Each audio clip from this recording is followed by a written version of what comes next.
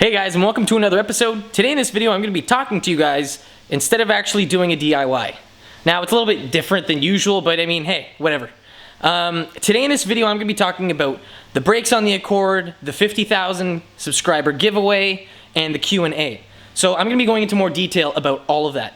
So let's start off with number one. Why am I doing a big brake kit build on my car? Well, it's actually for a couple reasons. The first one is the brakes on my car, they're not the greatest. Now what I mean by that is that I took my car recently to a track and I had an absolutely fantastic time with me and my buddies, girlfriend. We all went out and had a wicked time. But the thing is, after you go around the track a couple times, the brakes, they fade. And not just like, you know, maybe you feel a little bit of a difference. No, every single time you push the brake, your pedal is gonna go to the floor. And that's normal with a set of, you know, crappy brakes. They're stock size, they were stock rotors, and the braking power wasn't exactly the greatest. And if we come down here, you can see how sweet it looks. Now we've got a 4-piston caliper, a larger brake rotor, and not only is it larger, but the rotor itself is better. So it's cross-drilled right up in there, and it's slotted in there. So this is gonna be doing a much better job at slowing down my car once I get to the track.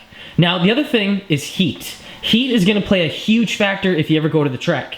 And, well, with larger brakes, I'll be able to dissipate, absorb, and get rid of more heat a lot better. Now, why is heat going to make that much of a difference on your car? Well, heat is never good. Now, what I mean by that is an excess. When you have too much heat, your brakes are going to get worse, your engine isn't going to perform as well, and everything is diminished when you have too much of it.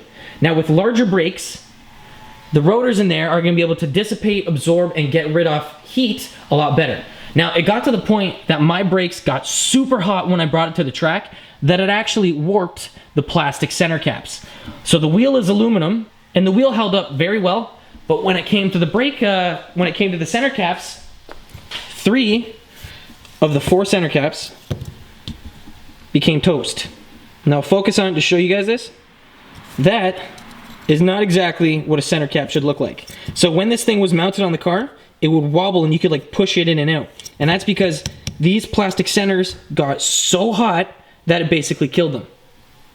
So with this setup now, with new front brakes and the backs, I'll be able to get much better braking performance when I bring it to the track. Now for the front, I did a larger caliper, a larger rotor, and now I've got more pistons inside the caliper. Now not only that, I've got stainless steel lines, both front and back. Now in the back, I didn't really do too much of a difference. All I did was I installed new pads and rotors, and I also installed the new lines as I just said. Now if we come in here, this is all the same stock size as before, and I'm not really too worried about this only because most of the braking does not happen in the back. It happens in the front. So that's why I upgraded that and left this alone. Now, if you really want to get that extra edge, you can obviously install a big brake kit on the back. But if you want to do it on the cheap, my words to you are good luck. You're not going to be able to find anything, and that's because, well, it's not really that easy to come by. Because if you want to get a bigger brake and you want to keep the emergency brake function working on the car, you're going to have to get something that all works together. So on the back side of the caliper, you're going to have a mechanism that squeezes the caliper together and squeezes the brake pads together and actually makes it work. But when you install a big brake kit, just like what I did on the front, you're gonna lose that function, and well, you can't really use a parking brake. It's not gonna work. You can pull up that handle as much as you want, but it's not actually gonna be doing anything.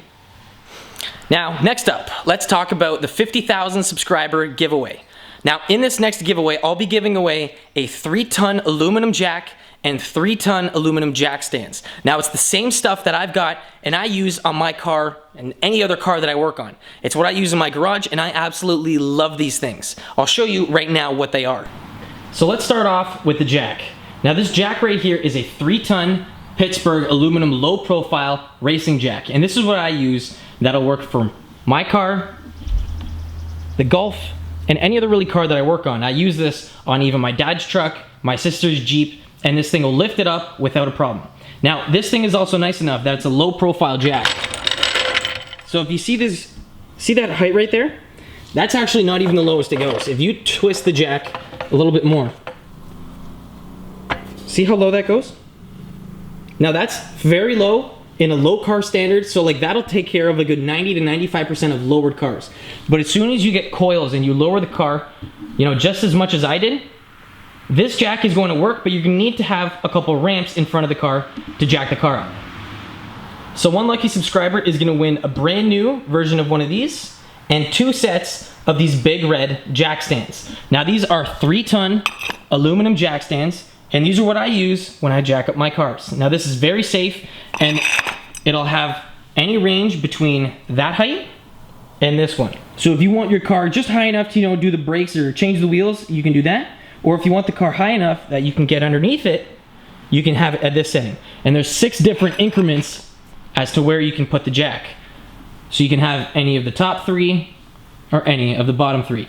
And you just push the pin out, adjust it to whatever height you want, and just slide the pin right back in the side. Now these are aluminum, and this is anodized red. I've had these jacks for probably 3 years now, and these things have held up so nice. I had a set of old steel jacks, and the thing is, because I live in Canada, during the winters, any salt that gets on these things is just gonna absolutely kill them. So that's why I opted for these aluminum ones, and they work like a charm. Same thing goes for my jack. It's aluminum, it's light, and it works. So one lucky subscriber is gonna win all of that, and that's enough to jack your car up and stay safe when you're working on your vehicle. In order to get entered into this giveaway, it's super easy. All you have to do is subscribe to my channel, like the video, share any of my videos, and then just post in the comments saying, hey, I shared it, blah, blah, blah. I wanna win that jack, sweet videos, you know, anything. And I'm gonna go through all the comments and pick out one of you guys to win all of that stuff. Now, when I hit 50,000 subscribers, I'm gonna be picking one person to win all of that. And also, during that video, I'll also be doing a Q&A section. So if you guys have any questions for me regarding anything, throw them in there too, and I'll be happy to answer. But in the meantime, thank you guys so much for subscribing and liking all of my videos. I wouldn't be here without you. So at the end of the day, I wouldn't be doing any of this stuff if I didn't have you awesome viewers watching these videos. If you guys have any questions regarding anything, throw them down in the comment section below, and I'd be happy to help. Again, guys, thanks for watching. I'll catch you in the next one. Peace.